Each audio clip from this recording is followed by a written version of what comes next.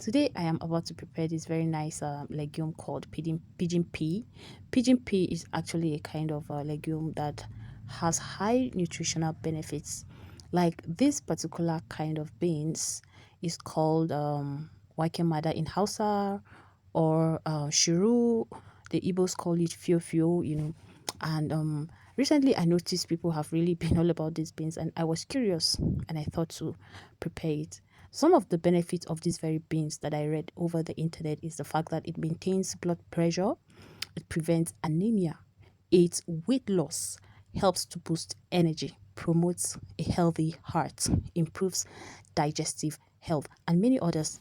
Yes. So the very first step of these beans is the fact that I get to, take out the bad ones and put in the good ones in a container while I soak it overnight. Yes, to get it to cook very well, you have to soak it overnight. Even if you do not soak it, while preparing it, you just go ahead and add potash. Yes, that way it helps it cook well and fast enough. So after washing it, I pick the unwanted ones that were floating right up there. I just picked them and then I soaked overnight.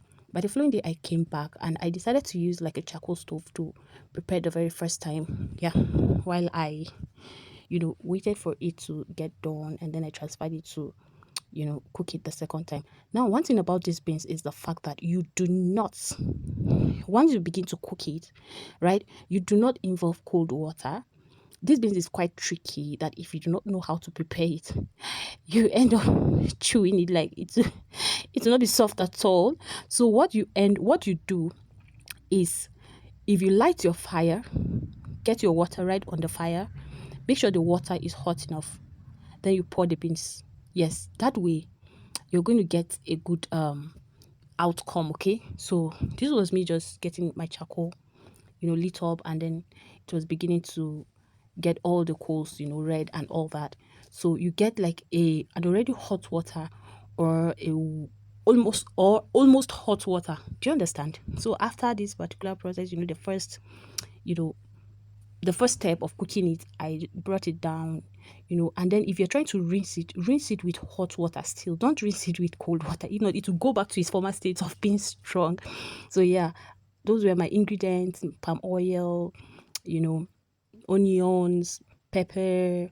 This one, the Igbos call it uba, something like that. Yeah, I hope I pronounced it right. And then I put in my crayfish and every other ingredient, and then I go ahead and prepare this food. I prepared it the Igbo way, like the way the Igbos prepared. That's the way I prepared it. And this beans has a very nice taste.